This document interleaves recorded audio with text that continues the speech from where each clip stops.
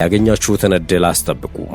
ሽመልስ አብዲሳ ለወጣቶች ከሰሞኑ ሲናገሩት የተደመጠው ነው። የኦሮሚያ ክልል ርዕሰ መስተዳድር ሽመልስ አብዲሳ የኦሮሞ ሕዝብ በከፍተኛ መስዋዕትነት ያገኘውን ድል ሊያስጠብቅ ይገባል ሲሉ ትላንት በቢሾፍቱ ከተማ ከክልሉ ከተውጣጡ ወጣቶች ጋር ባደረጉት ውይይት ላይ መናገራቸው ተሰምቷል። የወንድማማቾች መገዳደል ይቁም፣ ዘላቂ ሰላም ይስፈን በሚል መሪ ቃል ለሁለት ቀናት በከተማዋ በተዘጋጀው በዚህ ጉባኤ ላይ የማጠቃለያ ንግግር ያደረጉት ሽመልስ የኦሮሞ ሕዝብ ነፍጥ አንግቦ መታገል በነበረበት ሰዓት ነፍጥ አንስቶ ታግሏል። አሁን ግን ጦር መሳሪያ አንስቶ የሚታገልበት ምንም ምክንያት የለውም በማለት ተናግረዋል። ሽመልስ በትግል ስም ነፍጥን አንግበው ጫካ የገቡ አካላት የያዙትን መንገድ አክሳሪ መሆኑን ተረድተው የሰላምን አማራጭ ብቻ ሊከተሉ ይገባቸዋል። የኦሮሞ ሕዝብ ለአንዴና ለመጨረሻ ጊዜ ከዚህ አዙሪት ሊላቀቅ ይገባል ሲሉም አሳስበዋል። አክሎም በአሁኑ ወቅት ለኦሮሞ ሕዝብ እታገላሉ የሚል አካል ሕዝቡ በትምህርት፣ በኢኮኖሚ፣ በመሰረተ ልማት ብቁ እንዲሆንና ጠንካራ ስርዓተ መንግስት እንዲገነባ መታገል አለበት። ከዚህ ውጭ ያለው አካሄድ ግን ለማንም አይጠቅምም